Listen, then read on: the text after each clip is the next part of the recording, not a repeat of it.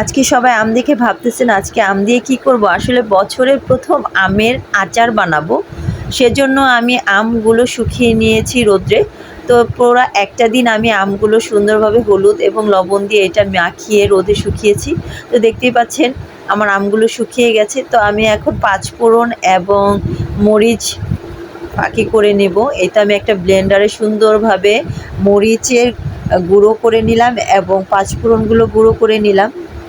তো আমি একটা প্লেটে রেখে দিচ্ছি আলাদাভাবে। তো এখন আমি বড় একটা কড়াইতে, বেশ বড় একটা কড়াই নিয়ে নিলাম। তো কড়াইতে আমি এখন তেল দিয়ে দিব।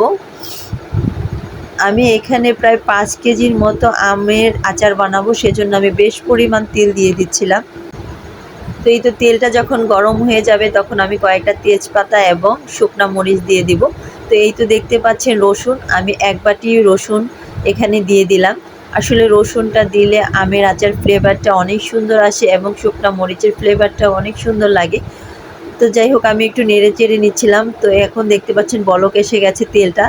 এখন আমি দিয়ে দিব আমগুলো। তো এই যে আমি আমগুলো শুকিয়ে রেখেছিলাম, সেই আমগুলো আমি সম্পূর্ণ আমগুলো এখানে দিয়ে দিচ্ছিলাম।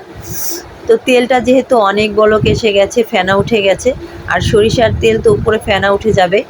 তো আমি সবগুলো আম এখানে দিয়ে ভালো করে নেড়ে চেড়ে নিচ্ছিলাম যেন সুন্দরভাবে আমগুলো গায়ে তেলটা লেগে যায়। তো এখানে যেহেতু অনেক তেল দিয়েছি, সেজন্য সম্পূর্ণ আমগুলো সুন্দরভাবে তেলে ডুবে যাচ্ছে।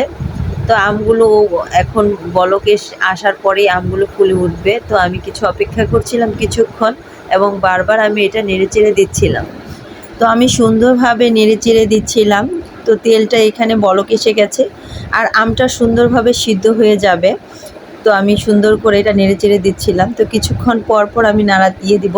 তো এখন আমি এই পর্যায়ে আমি দিয়ে দিব লবণ। তো লবণটা দেওয়ার পরে আমটা ভালোভাবে সিদ্ধ হবে। তো আমটা আমি তেলেই ভেজে নিচ্ছিলাম যেন প্রপারলি এখানে সিদ্ধ হয়ে যায়।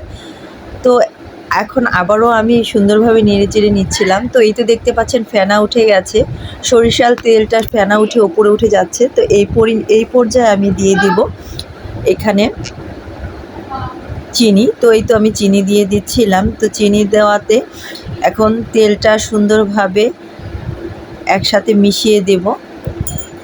এই তো দেখতে পাচ্ছেন আমি এখানে বেশ পরিমাণ এখানে চিনি দিয়ে দিলাম। তো চিনি দেওয়ার পরে আমি সুন্দরভাবে নেড়ে চেড়ে নিচ্ছিলাম যেন চিনিটা সব আমের ভিতরে লেগে যায়। তো এখানে আমি দেখতে পাচ্ছি যে না, চিনি আরও দিতে হবে, যেহেতু এখানে অনেক 5 কেজির মতো এখানে আম দেওয়া হয়েছে, সেজন্য আমি আরও কিছু চিনি দিয়ে দিলাম। তো চিনি দেওয়ার পরে আমি সুন্দরভাবে এটা নেড়ে চেড়ে নিচ্ছিলাম। এই তো দেখতে পাচ্ছেন কালারটা কত সুন্দর এসেছে আর আমার তেলটা উপরে উঠে গেছে। তো এই তো তেলটা যখন উপরে উঠে যাবে, সেক্ষেত্রে আমি এখানে মরিচের গুঁড়াটা অ্যাড করব। তো আমি কিছুক্ষণ অপেক্ষা করছি যে আরও কিছুক্ষণ এটা বলক আসুক। তো সুন্দরভাবে আমার আমটা বলক আসতেছে আর আমি একটু পরপর এটা নেড়ে চেড়ে দিচ্ছিলাম যেন নিচে তলায় না লেগে যায়, আর লেগে গেলে আমটার ফ্লেভারটা একদম ভালো লাগবে না, খেতেও মজা লাগবে না। তো এই তো দেখতেই পাচ্ছেন আমার আমের কালারটা কত সুন্দর এসেছে। তো এত সুন্দর একটা স্মেল আসতেছিল যে এত ইয়াম্মি স্মেল। তো আমার তখনই খেতে মন চাচ্ছিল। তো এখানে আমি এখন মরিচের গুঁড়াটা অ্যাড করে দিব। যেহেতু এখানে শুকনো মরিচ আমি ফাঁকি করে দিয়েছি, তো এখানে অনেকটা ঝাল হবে। আসলে আমের আচারটা টক ঝাল মিষ্টি। তো এই তো আমি আবারও একটু নেড়ে চেড়ে দিচ্ছিলাম। আসলে এভাবে আমের আচার বানিয়ে খেতে খুবই টেস্টি হয়, আপনারাও বানিয়ে খাবেন। তো এই তো দেখতে পাচ্ছেন সুন্দরভাবে আমি নেড়ে চেড়ে দিচ্ছিলাম। এই পর্যায়ে আমি এখন পাঁচফোড়নটা দিয়ে দেব। কিছুক্ষণের মধ্যে আমি পাঁচফোড়ন দিয়ে আবারও নেড়ে চেড়ে দিব। তো এখন আমি পাঁচফোড়নটা দিয়ে দিব। তো এই তো দেখতে পাচ্ছেন আমার আমের আচার হয়ে গেছে। তো এখন আমি চুলাটা নিভিয়ে দেব। দেখতেই পাচ্ছেন কালারটা কত সুন্দর এসেছে।